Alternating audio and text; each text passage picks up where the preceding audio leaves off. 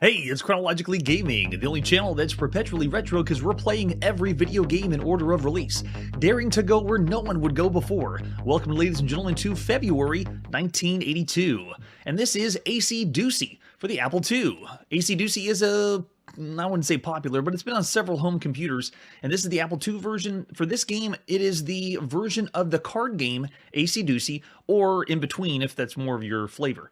So Acey-Deucey, this is the box front by Smith Software, Apple Franklin. I'm not familiar with that one.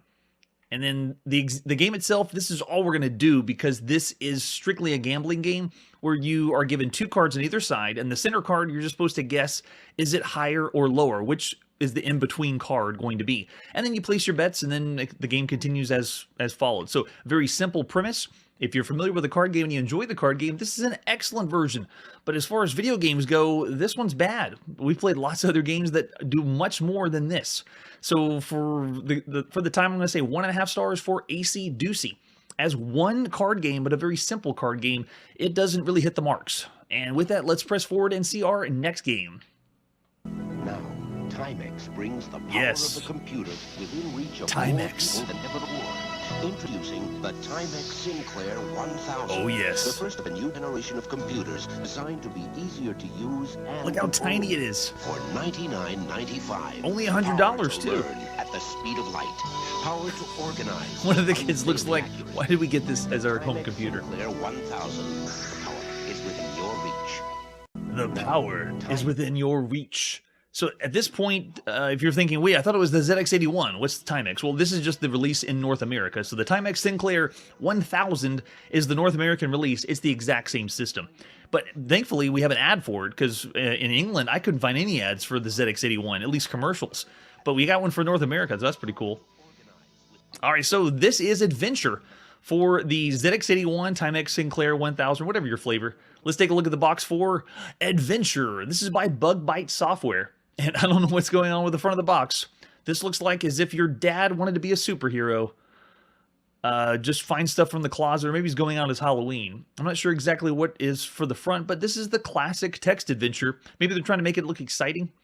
And as usual, for the ZX81, these are in cartridge cases. So the back of the box is just the back of the cassette cartridge. And there's the cassette for Adventure, made in England. We're going to England to play Adventure on the ZX81, released at some point in February 1982. This is by Simon Wadsworth. Way to go, Simon. Adventure number 1, The Scepter. Oh, number 1. There's going to be more. With this program, you may have an adventure without leaving the comfort of your chair. Sounds very reminiscent to Scott Adams. The computer will act as your guide and will respond to 1 or 2 word sentences. So we got a 2-word text parser. Some useful commands are save, game, inventory, get, drop, north, south, east, west, examine, and time. Directions may be abbreviated for the first 2 letters like NTAB, and your guide knows more than 80 words. Wow! We've seen much better. Press new line to play, and new line is code for enter. And we're in. Our location is road. We can see nothing special, so we see nothing special on the road. We have to search for 3 pieces of the Royal Scepter, remake it, and return it to the Emperor. Tell me what to do next. Well, if there's nothing special here, then let's just move on. Let's go east. We're now in a meadow, and we can see a fence. It's splitting the screen up, though, like a Scott Adams adventure game. So I guess the homage in the beginning makes sense. All right, open fence. Oh, I got to type slow. I forgot. We're on the ZX81. Open fence. I'm obviously playing on a modern keyboard, but if you have the ZX81 in front of you, that membrane keyboard, you have to take your time. You can't go fast, and we can't do that. So, all right, I guess we'll go back west. There's nothing here in the meadow. What if I do look? Does look mean anything to you? Come on, Bug Software. It's taking way too long to look. I don't know what look is. Oh, gosh. All right, we'll go back west. The system or computer that is best for adventure games should be giving us a little bit more. I know the ZX81 is. Yeah, look fence, see fence, maybe? All right, we'll head back west. The meadow is not where we need to go. We're now at the lake. We can see a boat. Tell me what to do next. Go. I gotta remember to type slow. Boat. Just one membrane at a time. I don't understand what go is. Oh, gosh. Enter. Boat. Now, it did claim it knows 80 words. It worked. We're in the boat, which is very limited compared to other text adventure games we've seen on home computers. All right, now we're in the boat. I can see an axe and a diamond. Nice. So if I do get axe, we always want to get weapons here on Chronologically Gaming. Yes, we have an axe. Now, if you're expecting, why is the game going so slow? On the ZX81, to redraw the screen takes a lot. And we have some games that have been programmed very, very well. This text adventure game, though, is actually doing a slightly subpar than we've seen for other ZX81 games. All right, so let's try get that diamond. Diamond. It almost makes you think of when we play the games, we're going from computer to computer to computer. The different keyboards do make a difference between the experience, how well it plays. And you can see on the small, super tiny Timex Sinclair 1000, that keyboard makes it really difficult to do a text adventure game. That's right, we paid for this, and this is what you get. So you're getting your money's worth for sure. All right, so for all the text adventure games we've seen and games on the computer in general, it's so actually subpar. I'd even say maybe it's right on the range of is it bad or not. And let's say you're the biggest text adventure aficionado and you want to play them all and you love all text adventure games, you get really into it. Then I can see maybe you're doing a 2.5 star, but we'll say 2 stars for this version because it is programmed well, splitting the 2 screens up and down, but doesn't really have the best execution considering everything else we played. And we got what we paid for $100. Let's see what our next game is. We're next going to the Commodore VIC-20. This is Airplane. This one is a type-in game by Reston Publishing. Some point in the beginning of February 1982, depending if you typed it in the magazine or not. But here it is. This is all we're going to be playing because this is pretty much hot garbage when it comes to flight simulation games. We're not even going to get the plane off the ground because you can see it's giving us information and the controls are all keyboard. There is no joystick controls, but there's no sound on a computer that has sound. There's no joystick. Now, it is a type-in game, so you spend the time to type it in, but that's pretty much all I'm going to show of Airplane. For all the games we've seen up to this point, it is right there at the bottom, 1 star, because even if it's a flight simulation game, you might get a minute or 2 enjoyment, but that's usual for the type-in games. So there's Airplane. Let's see what our next game is. Next, we're on the TRS-80. This is Alien's Eggs, a game very rare, so rare that we couldn't even find it. This one is a game that was made in Belgium as a Moon Cresta variant. And you can see there's the fully updated ship. So all I'm showing is screenshots because this one is by Micro 2000. By Yves Limper. So, hey, if you got the copy and you want to send it, we'll replay Alien Eggs because I love to check it out. We love those arcade-style games in the TRS-80, but sadly, this is one that we don't have. It is gone. I hope we can find it at some point. But in the meantime, since we haven't played it, we'll give it a 1 star. It looks cool as an arcade game, but you got to play it. So there's Alien Eggs. Let's press forward and see our next game. We're next going back to the Apple II. This is Andorra. A very curious, interesting kind of game. This one we couldn't find a box for, but popular all the same. You'll see why.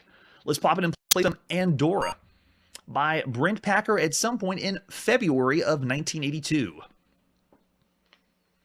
Andorra is another government simulation game, but they make it a little more fun, where you're not just making decisions, but you actually get to do things as if you're playing the role of the ruler of a country. All right, here we go. Let's speed this sucker up. We don't got time to wait for loading in 1982. There we go. Do we want instructions? Yes. You are the governor of Andorra, a small European country. You've been elected by the office for a 3-year term of by the people for the 3-year term of office. In order to be re-elected, you must do what the people want. For instance, on spending bills. They like it if you approve them, but they like it even more if you veto them so you can spend even more. But also, to get re-elected, you have to draw the line so the country will not be bankrupt, which people don't like either. Are you ready to take the oath of office? And then you say yes, and it says, I, Governor of Andorra, do solemnly swear that I shall do in all of my power as chief executive to satisfy all the needs and desires of our noble citizens, and cause our lives, business, and industry to be forever prosperous. but also get reelected. So that is the whole spiel. That's the great introduction because it tells you the objective of the game. And do you solemnly swear? I've never solemnly sweared on the channel or in any video game, but we're doing it now. Here we go. We solemnly swear. Long live the governor. You get to take the role of the governor of a made-up country and do all the decisions of the country. I like the way this is structured because it's just not multiple choice questions, but it just gives you random questions. So here we go. Ready to set taxes. What happens if you say no? Okay, we'll say yes. Tax rates. Property tax rate % per year. So now you begin with all tax rates. So for property tax, let's say we're doing 10%. Corporate tax, 5%. Private income tax, let's say 25%. Sales tax, 8%. Tariff percent, 7%. So proclaimed, because we are the governor. The people have revolted against your insane taxes. They are lunging toward the palace, closer and closer. So you better get out before they tar, feather, and draw and quarter and murder you in cold blood. Bye. Wait, is the game over? Did I lose the game as governor that fast? I think I did. Yes. Okay, there we go. We're back. So give me the instructions. We're ready to swear, solemnly swear, and do better because apparently my tax rates were way too high. I pushed the people too hard and took too much money. Do we solemnly swear? We do. Put your hand up and solemnly swear. All right, let's try this again. I didn't know I was going that high. I thought I was being reasonable. Okay, yes, we're ready. Okay, property tax, let's say 5%. Corporate tax, 5%. Income tax, let's say 10. And sales tax, 8. Tariff, let's make it 3. So proclaimed. Okay, it worked. There we go. So tariff makes corporate profits of 0%.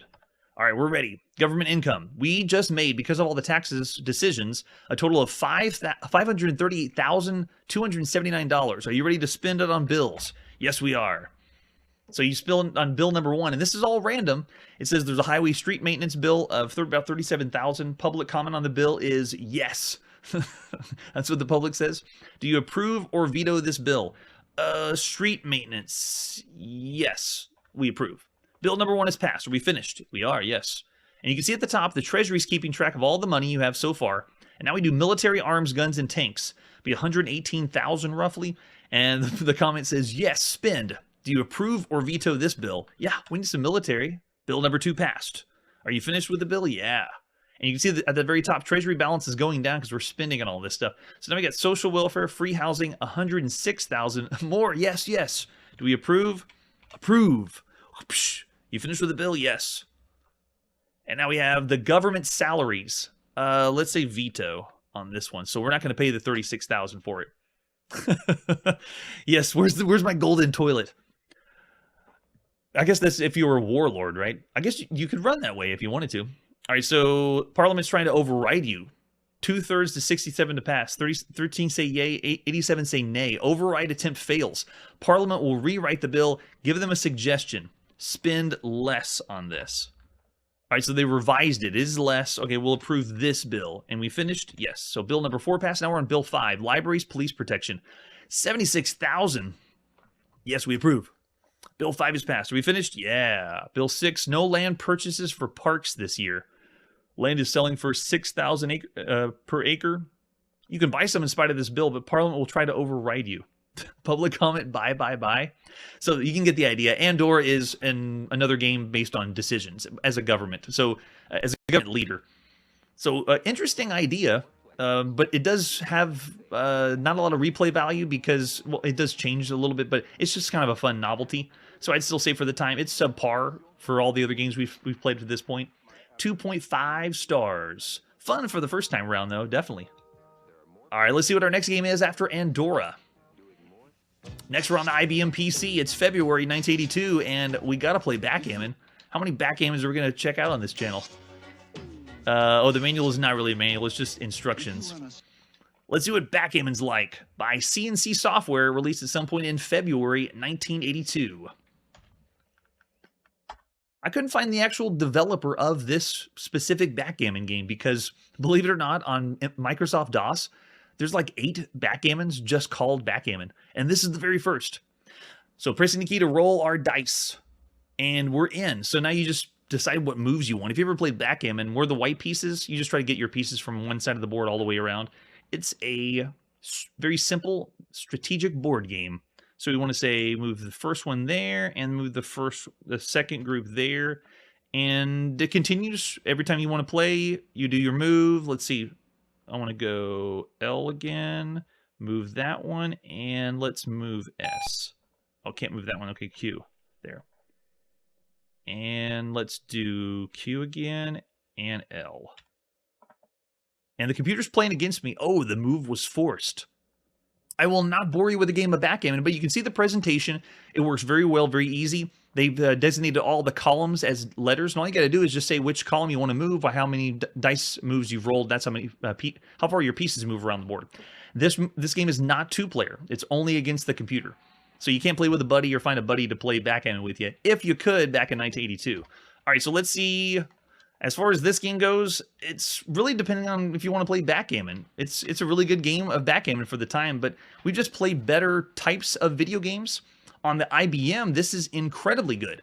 There's not a whole lot of amazing arcade-style games on the PC, but yeah, I'll say 2.5 for this backgammon. I'm with you, Chiptune. Thank you. All right, with all the fun we've had so far, let's see what our next game is. We're next going to the Coco. This is Bleep. Another one I had no idea about until we checked it out, or found it by L. Curtis B. So you can see this has no box, just a few screenshots for what the game is. I'll give you an idea of what it looks like. It has 2 different players that can play at the same time. But the idea is the arcade game we played from the 70s called Gotcha. It's kind of like that. Let's load it up. Right in the beginning of February 1982, we got Bleep.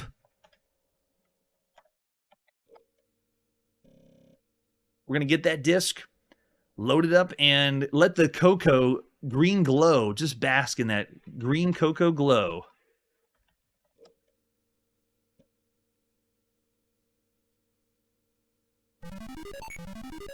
Oh, and the flashing's real. It's like they're selling the color computer. It's a color computer. Bleep is a 1 or 2 player game which tests your reaction time. To play, simply move the flashing block using the arrow keys or the right joystick and try to hit the colored blocks. Each block's worth 1 point. You have 50 seconds to watch your time. How many players? We'll do 2 players, and I'll show you this is the alternating mode. And we want to go fast. Do we want joysticks? Yes, yes we do. So player 1, get ready. And the way it works is I have control of, again, the analog joystick. And the idea is you just move your flashing light, and you're trying to get your light to land on the pixel that's in the center there. Go to the side. It's almost like you're playing a semi-reaction style puzzle game. It's difficult to describe, because all you're supposed to do is touch the other color. And now it switches over to player 2. And every time you get to your piece on the pixel, then you get a point.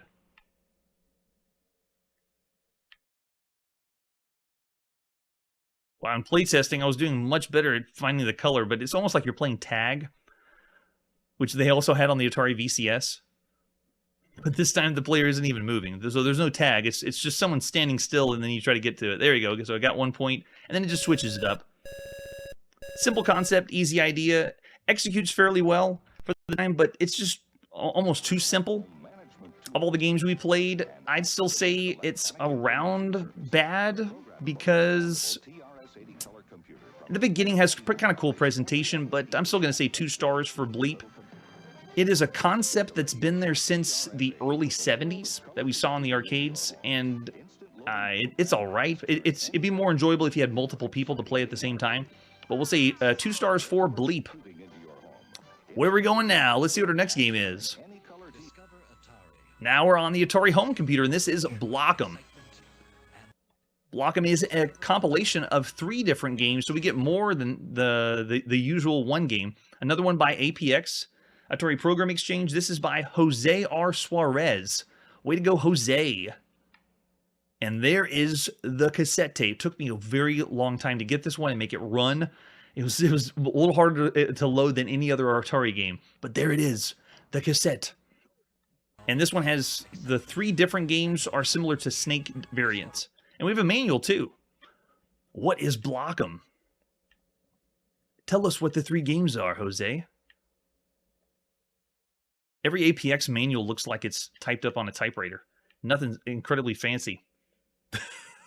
I just saw in the chat, Chiptune, your vote for the last game. Yeah, 1 star is harsh, but I understand. Here we go, Block'em. It's an exciting 2-player action game. You and your opponent maneuver a moving wall with joysticks to be the first one to force the other to collide. It's a Snake game. Every time your opponent collides with a wall or playing field boundary, their wall glows and disintegrates, and you get a point. Block'em offers several options. You determine the winning score. Okay, so you get to pick the score to win, and you have 6 different play speeds. Besides snail, fast, and full tilt, Block'em has progression for rapid acceleration from slowest to fastest pace, and calls for reflex speed strategy, but the relative importance of each depends on the options you select. So, cassette and disc version, looks like we need 24K RAM. I'm still looking for what is the most, as we get progressively more and more into the future, how RAM's going to go. 48K is still the most we've seen for any home computer. So if you had the money to shell out, 48K was the most powerful. Right now, at least. Okay, so let's pop it and play some Block'em. Or slide in the cassette and play some Block'em. Released at some point in the beginning of February 1982 by APX. Alright, so this one we actually have to type in the commands on the Atari computer. Which is so bizarre.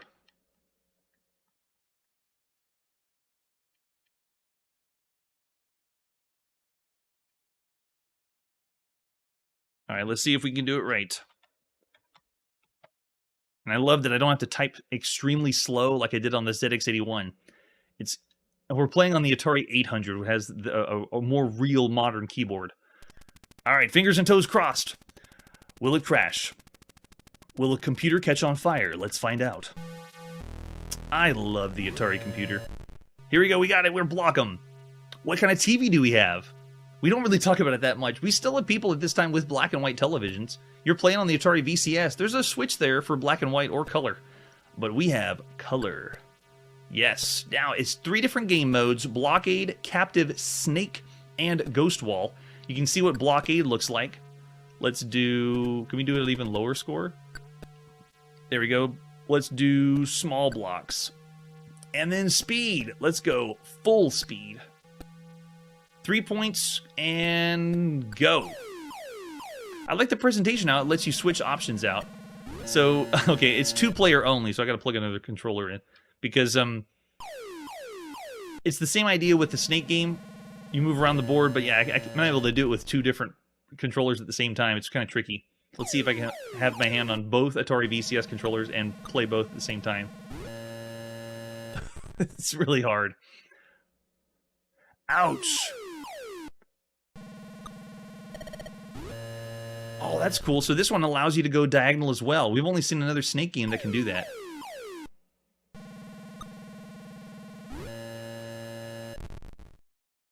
But fast-paced, yeah, pretty cool. And it's almost like Tron, the light cycle, because you're not growing because you pick up different items or power-ups. That's it. It just gets longer and longer. All right, go back.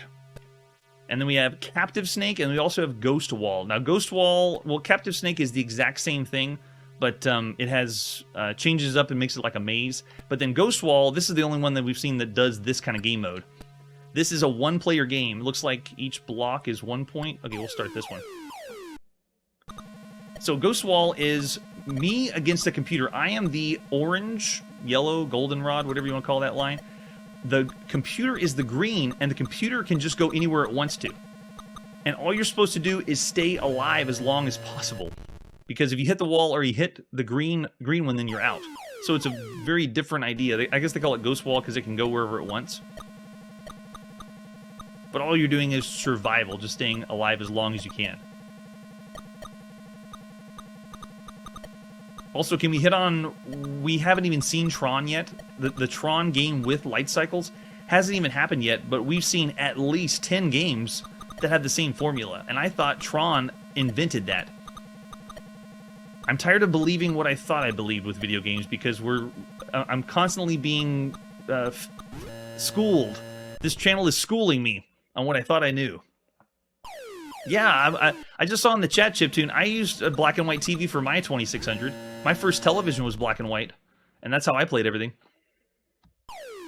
I remember Adventure in black and white. I didn't, for the longest time, I didn't know the difference between the dragon colors. They all look the same to me, or pretty close. Different shades of green. All right, there you go. That's Block'em for the Atari home computer. The 3 game modes is pretty cool. It is still just Snake variants, but for 2 different people, it's a fun, good time. I'm going to say for all the games we played, it's around average, 3 stars. 3 stars is nothing to shine at. All right, after Block'em, let's see what our next game is. Okay, our next one is on the Commodore VIC-20. This is Bouncy. I just showed the video snapshot because that's all we're going to show for the game. This is another game that's exactly like Deflect or exactly like Slash Ball on the Coco. It is a puzzle sort of kind of game where you're just bouncing and deflecting things off to get points and move it around the board. It's a cool idea because it's something that we didn't see in the arcades and we didn't see on any of the home computers until about 1981.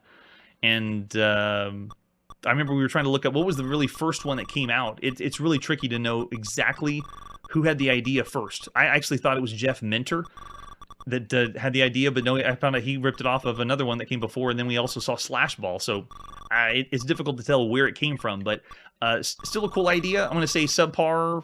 The other ones we checked out, I think we gave them 3 stars last year, but for this one, we'll say 2.5 stars for Bouncy. Interesting idea. It's still kind of fresh idea. All right, with that, let's see what our next one is. What's happening now? It's the latest issue of BYTE magazine. Now that we're in February 1982, let's take a look at BYTE. What's happening in February in the world of computing? This is the Small Systems Journal, which is, I think this one is 400 to 450 pages long. We will not be checking out the whole magazine. In fact, of all the BYTE magazines we've checked out, this is the most boring of all of them. The front of the magazine is about winter computing. And they have your, I can't even make out what system it is. They're making it pretty generic, but it looks like possibly the PET still in the background. And the reason I say it's so boring is because this one's about taxes. Getting your taxes done before April. We usually go through just the table of contents, but I just wanted to breeze by finding something interesting that jumps out because they talk about different programming languages, Pascal, creating a EEPROM emulator, which is an interesting concept, but the rest of it's fairly technical, and then just goes into taxes and how tax programs can work. 2 different articles on taxes, and then they still have their Atari tutorial on Atari Basic, breaking that down for us. But that's it. I wasn't going to cover too much because we want to get to video games and focus mostly on video games, and usually BYTE has something, but this one was nothing. So if we wanted to rate the magazine, I'd say it was the worst one so far. But we're not. All right, let's press forward and see our next game. These families are learning about We're back on the Atari home computer. This is Checker King. Checker King has 2 releases. The first one was in 1980, and then this one for 1982. I couldn't find any information or box for the 1982 one.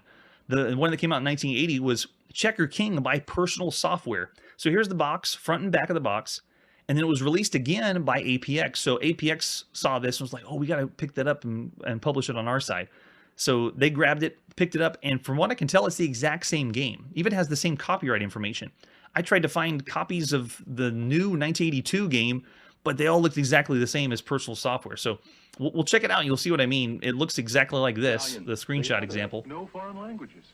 No manual, but we don't need one. It's pretty easy. We have the 1980 and 1982 version. We're in 1982, so we're playing Checker King. This is by William H. Northrop for APX. Ready to play some checkers on the Atari home computer. Is it really the Checker King? Let's see. So you can see the copyright still says Personal Software, and we are playing what I believe was the APX release. I don't know. So we push start on our computer, and the game begins. And then if you look at the bottom, it's asking for your move. The way this works is you push select on your Atari computer, and it shows numbers. and then you pick the numbers. Like if I want to move piece number 24 to 19, you just say 2419 and then enter. And then the checker piece moves. So the interface is completely with the keyboard. Now wait, is the computer thinking right now? It says the clock is, oh it is, okay, so that was the computer's move. What is that, 11, no it wasn't 11 seconds. So they moved 11 to 15. Now we go our move, so you look at, all right, what do I want to do? Looks like they're going to jump us, so let's try 28 to 24, 28 to 24. And the first thing I think of is we've played lots of checkers for consoles and computers that allowed you to use the joystick. And we're on the Atari computer. You can plug in an Atari VCS joystick. Why are we not playing with that? Why is there no functionality for a joystick? I would say that's the biggest flaw. This is not the Checker King. We played plenty of other checker games that are better. Yeah. Checker King is a lie. This is not the Checker King. But I will give it some credit. It is making it really simple to move pieces with typing in numbers. You don't have to follow anything on a grid like we played with chess games that make you have to type in the coordinates to move pieces. It gets really cumbersome, but for Checker King, I'm still going to say it's... Oh man, I don't want to even say subpar. I'm going to say it's bad because of the functionality, and we played better. Competition is really fierce in 1982, so Checker King, I really want to show people it's not Checker King. This is a 1.5-star game for sure. All right, let's see what our next game is. We're blazing through every video game in 1982. We're still in February, and this is Chicken, also for the Atari home computer. Chicken has no information because I believe it was a type-in game, and there's 2 games called Chicken for 1982. This is the first one. This is by Stan Ockers, released by Atari Computer Enthusiast, or Atari ACE. Ace. Let's see what Chicken's like. What's it gonna be? Oh, cool. Yeah, I'm literally a chicken, and I have joystick control, but all I have for my VCS joystick is you just move up and down. So even though I'm using an 8-way digital joystick, it just works to go up and down. And then you make your way to the bottom, and you get points. Yeah, fairly simple. Actually reminds me of the one David Crane did for Activision on the VCS. The chicken's larger sprite, but still really simple. You just go from the top to the bottom, dodge the cars. Does the red button do anything? No, nothing. So, just one plane. Move to the top, move to the bottom. Take an homage from Frogger, and big time like Freeway. It's more like Freeway. But there you go, that's Chicken, our first release called Chicken for 1982. No, we already saw Freeway, so Freeway's already been out. I'm guessing it's a big influence to Freeway, so for this game, I'd say it's even more simplistic than that. It's not bad, though, but it's so quick. You're not going to get as much enjoyment out of it. Man, I also say... Oh, let me think. Is it bad? Is it bad? Yeah, we'll say 2 stars. It's just so quick and simple. There's not a lot of nuance to it. Freeway had a little bit of something, switching up different locales that you went to. So, yeah, this one I'll say 2 stars. Right on the edge.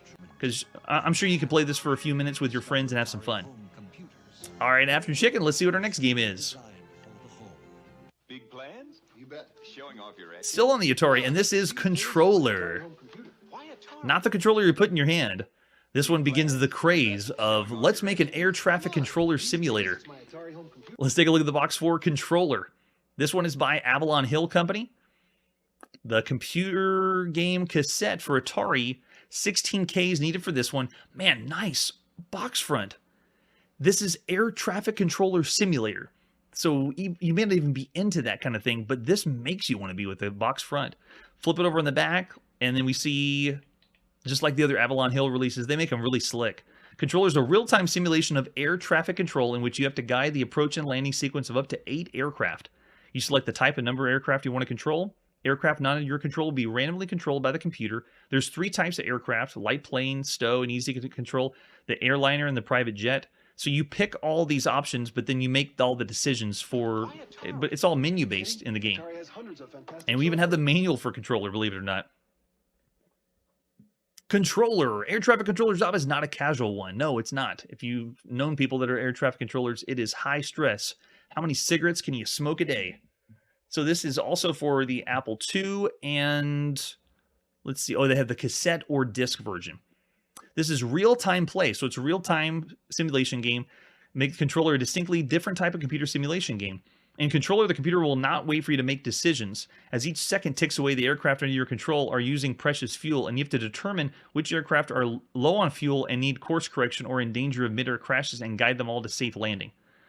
Now, the way this describes the game sounds like a lot of fun. The way that it's delivered really doesn't come up to snuff.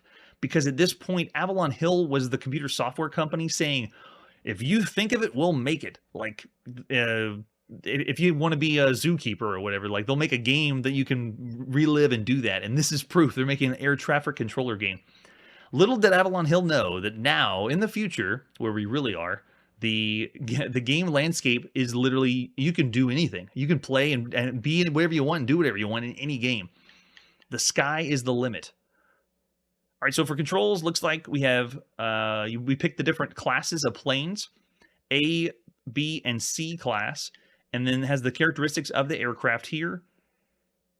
And this is all going to be menu driven, so it's explaining what will be on the screen, like the command location, the aircraft, the degree marker, clean sweep, the radar scope, so you can keep track of all the planes, and then the runways. And this is an example of what you'll see. Oh, we do have some graphics, it looks like. The graphic display. All the information required to play controller. There we go. It's not that complicated. They try to make it as easy as possible for a video game. But you can see the approach markers, clean sweep, aircraft, degree markers, your radar. So it's helpful and gets you into being an air traffic controller.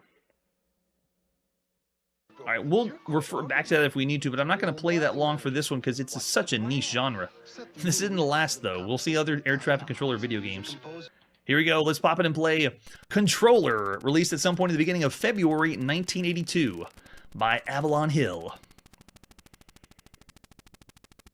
And I just saw the chat. Yeah, that's a good point. Chicken was pretty good for a typing game. The size of the chicken was awesome. So, good shout out. All right, Controller. Welcome to Air Traffic Controller Simulator. You can control 1 to 8 aircraft, input the number you want to control over. Others will be random. Let's do all 8. Do you want a visible sweep? Yes, we do.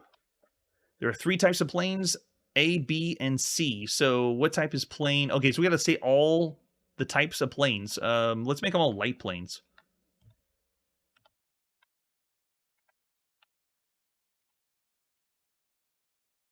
They're all tiny planes that we have to control. And there it is, same graphics we saw in the manual of what the main display is. And now it's happening real time. So every plane is showing us what their altitude is, their velocity, and HGD. I didn't see in the manual what that is, possibly fuel. And then we see the radar screen. It's going to show the different planes we're keeping track. Very impressive real-time game. Having the radar give us something constantly. So I'm not making any decisions right now, but can the joystick work? Does the Atari joystick work? No, it does not. I always find that a shame. You're playing on the Atari home computer. I want to plug in my VCS joystick and play. All right, so if this is the case, then we make all the decisions. Oh, it's looking at the top. So you type in the command you want and then how you want to redirect the planes. Telling planes to land, moving planes to different locations. And that's how you play Controller by Avalon Hill. A niche genre of a niche genre. But cool for a simulation if that's your thing. Of all the games we played, the Avalon Hill company does really good. They polish their games up. So I'm going to say it's not really something that would be subpar unless you just weren't into the game. Because people that were wanting action or arcade games, this is not where you're going to go. But it is the real-time clock ticking in the game. It can be a little still slow, even for simulation fans. So for the reviews at the time, the 2 that I checked out, they still considered it subpar, and so do we. So we'll say 2.5 stars for Controller. All right, we're going everywhere. Playing them all. Let's see what our next game is. Yes, here it is on the VIC-20. This is Crush, Crumble, and Chomp. We've played and seen this before on other systems. This is our first checking it out on the VIC-20. And there he is, William Shatner, selling the VIC-20. This is one of the games that would be a really good seller for the VIC-20 because it's more complicated than the other home consoles that are out right now. And it's not what you expect, though. It's still a strategy game. It's not a let's move around as Godzilla and smash everything. All right, let's take a look at the box for Crush, Crumble, and Chomp. The big thing this has for it, it's by Epix, same makers of the Dungeon Quest series or Star Quest series. So they use the kind of similar formula of the entering commands for your character, but the presentation is so good on this. Breathe fire, terrorize cities, snack on a horrified populace, and further develop your villainous personality. Crush, Crumble, and Chomp. Has the 6 summary cards in this one, and I think this one is cassette. No, it has to be disc. I can't tell. The gold label on the front says it's for Commodore VIC-20, but I can't see if it's disc or cassette here. There's an example of some screenshots. They had to slim this game down. It was on the TRS-80 and the Apple II, lots of home computers for the time. Seeing it on the VIC-20 is kind of cool. So here we go. Let's pop it and play Crush, Crumble, and Chomp. Released at some point in February 1982 by Epix. That's right. Later we're going to get California games. It's crazy seeing these companies start off small, making earlier games, and you realize what they're going to do later. Like when we saw HAL Laboratory, when I first saw HAL, I was like, wait, the same HAL that ends up making Super Smash Brothers and Kirby? And yeah, it's the same company. They have quite a bit of games on the Commodore VIC-20, which blows my mind. All right, what do we want to do? We want to play fast. Yes. And what kind of monster do you want? Okay, so when we played this on other home computers, if you played the cassette version, it only let you choose from monsters like it is here. But if you got the disc version, you could create your own monster. It was like the deluxe Crush, Crumble, and Chomp. And I don't know for sure if the VIC-20 had that. It's already impressive enough that they ported this to this home computer, so I'm not complaining. All right, everyone vote. What monster do we want to be? We were Goshzilla before, and Kraken's always a good one. All of them have different characteristics and play differently. Whenever you were designing your own monster, you can design their movement, limbs, and so forth. So lots of stuff. Yeah, what's Mantra? Let's try that. Mantra. All right, choose your objective. Do we want to balance our destruction? Do we want to be a killer? Do we want combat? Do we want destruction or survival? What is our current objective as Mantra? Mantra is wondering what we are. Let's just go balanced. And then what city do we want to demolish? I think last time we did Tokyo because we were Goshzilla. Let's do Washington, D.C. Starry automobiles. Fleeing mobs. Oh, nice sound effects. Police cars, helicopters, mad scientists, National Guard. M48 tanks. And the 155. Oh, is that us? We look really cool as Mantra. So there's the water, bridges, roads are black, parks, rubble, power plants, houses, skyscrapers, fire. Yeah, great port of Crush, Crumble, and Chomp, at least so far with the presentation. And they have the intermission like it's a movie. Very nice. So there we are. We're in the center. Now, on the left side, or sorry, on the right side, it's just like Dungeon Quest. So it's asking where you want to move or how you want to go next. So if I want to, like, for example, turn left, I say L to move my body to the left. Oh, you can see now it says which way I'm heading. Now I'm heading east. And so if I want to move forward, now I think I do F. Yeah, you can see I'm flying over the water. And everything is happening in a turn base. So if I don't make a turn, they consider it a pass. And then you can see there's fleeing people over to our left. And every time you make a decision, then everybody else makes their move. So the fleeing people most likely are going to continue to run away. So let's keep turning. Now we're facing north. West.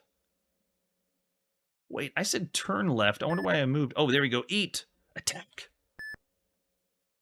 Eat the people. Did they run away from me that fast? And you can see that it's tile-based. So as we move around the screen and we're giving commands, it's just like moving pieces on a board, almost like it's a strategy game. And what's so crazy is even when we played this on Atari, you couldn't use joystick control.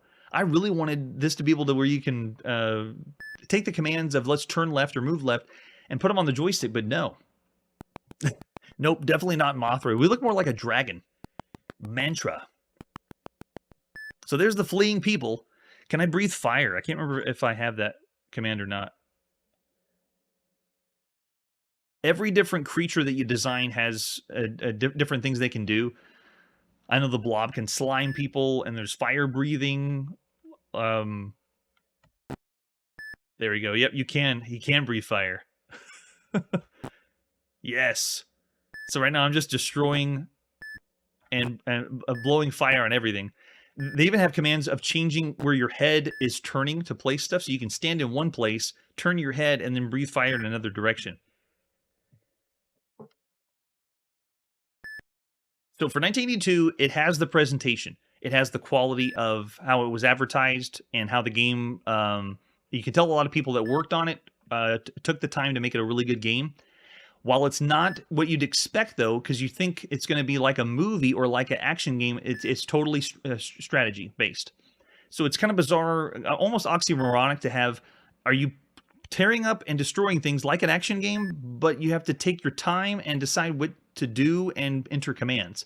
So in one sense, it can be confusing, but I still say Crush, Crumble, and Chomp is an excellent title for the time. That's true. This is the very first time where someone said, let's make giant monsters and have them go in a city and destroy stuff with Crush, Crumble, and Chomp. So the other ones we rated 4. Now, I still stand as an excellent game, above average. I'm not going to go as high as 4 because 1982, the competition is pretty fierce. But for Vic 20, I'll say 3.5 stars for Crush, Crumble, and Chomp. Still a good time if that's the kind of time you want to play with. All right, let's see what our next game is after Crush, Crumble, and Chomp. We're back on the Atari, and this is Cyclod. Cyclod, never heard of this one. So this is another game that looks like it has a pretty cool box. Let's take a look at Cyclod. The faxed action game from, oh yes, from Sirius for the Atari 800 computer. And yeah, you got to have 48K to run this bad boy. Sirius Software. And I believe we saw Cyclod in the last magazine of analog computing. What other versions do we got? Looks like different alternate versions. No manual for this one, so we'll be going in blind. Let's pop it and play some Cyclod. Made by Sirius Software, published by Sierra Online at some point in February 1982. Yeah, the box art's awesome. What's going to happen with Cyclod? You only get a few seconds before we fast forward.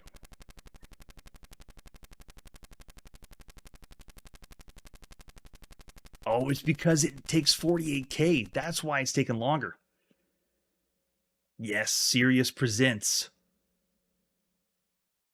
So cool. Great intro. Oh, it looks like copyright was 1981, so they started working on it in 1981. Now, this is by Hunter Hancock. Okay, so even though it's Sirius Software, way to go, Hunter. And fire, which means the joystick should work, right? Oh, no, we went into attract mode, so you can see what in the world is going on. No way, we're moving blocks around in the game? And it has a high score table. Yes, very much like the arcade. At home, on the Atari computer. So let's push our big red button, and we're in. Now, if you look down the bottom left, I'm able to switch out the level I want to play on. We'll start with level 1, and then push the red button. It works. We're in. Okay, it's not going as fast as the track mode. So I'm the ball in the center. They made that really easy to start playing, by the way. Right over here on the other side of my shoulder, the Atari computer has buttons to push for select and start and so forth. I didn't have to do any of that. I did it all from the Atari VCS joystick, just pushing the red button. I don't know what the objective is, though. We didn't have the manual. Looks like I got balls coming after me. Oh, balls. But I have the way to move around and block things on the screen. Looks like more are coming. Maybe I have to protect myself.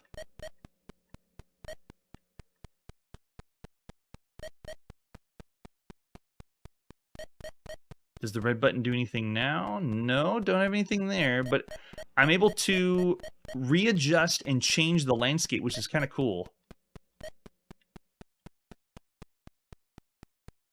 With blocks.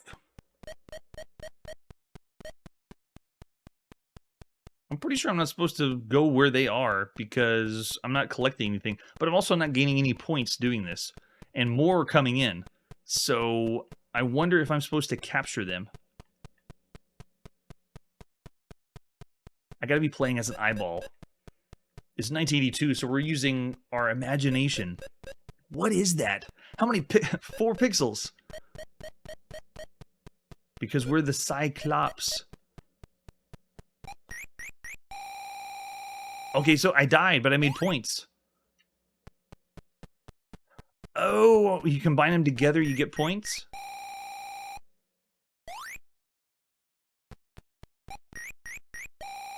So I'm not dying touching them. Oh, I see. Okay, so whenever you combine everything together, you're supposed to be leading, almost like herding the other circles into one spot. That's why you move the blocks around. Never seen this. Totally original idea, that's for sure. And I just totally messed up the putting my high score in. Yeah, the pushing blocks. Pingo's a good shout out. Has a different view though than. Well, I guess Pingo's about the same. Zoomed out a little bit. All right, let's do the same thing. Level 1. And go in, but this time we want to make sure we can get all of the circles clumped together, because as soon as you touch them, then they go away and you get your points.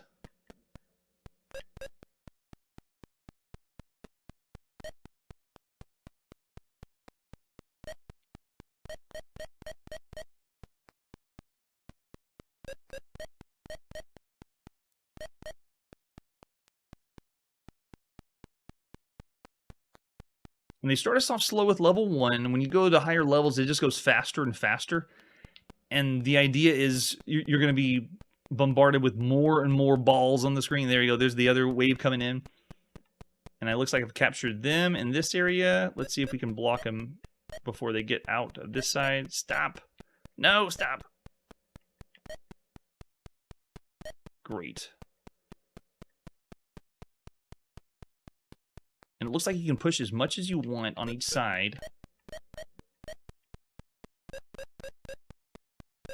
And then when they combine together, they make a train.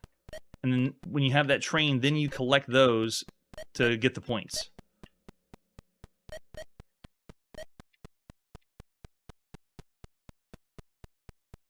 Now, how would you describe this game? Because the moving blocks is fairly new. Believe it or not, by the end of this year, we get one of the most famous block moving games, Sokoban, on Japanese home computers. So the idea that we're moving blocks around as a character like this is actually so original. It's amazing that I'm playing a game that's moving the blocks like this. Well, it's not a puzzle game, it's not really like Sokoban, but it has the same idea. And here come more, and you have to move more blocks around. I'd even argue that this is more complex than Sokoban. It's not really doing like a puzzle game.